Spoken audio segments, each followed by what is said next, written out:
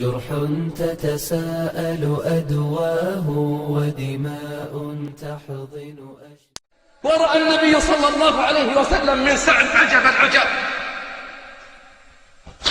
سعد فقط؟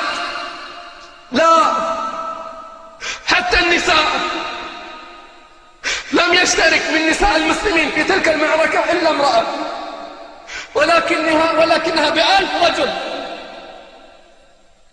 أم عمارة رضي الله عنها وأرضاها لما رأت حبيبها في أرض المعركة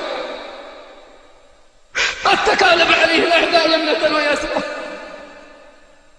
رمت القراب التي كانت تسقي بها جرح المسلمين وأخذت تدافع عن حبيبها. يقول صلى الله عليه وسلم عنها، اسمعي بارك الله فيك، يقول عنها رضي الله عنه وأرضاها: ما رأيت مثل ما رأيت من أم عمارة في ذلك اليوم. التفت يمنه أم عمارة تذود عني، التفت يسره أم عمارة تذود عني. يقول لها النبي صلى الله عليه وسلم في أرض المعركة: من يطيق ما تطيقين يا أم عمارة؟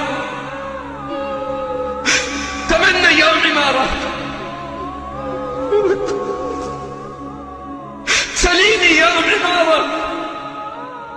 قالت: نسألك رفقتك في الجنة يا رسول الله، نسألك رفقتك في الجنة يا رسول الله. قال: أنتم رفقائي في الجنة.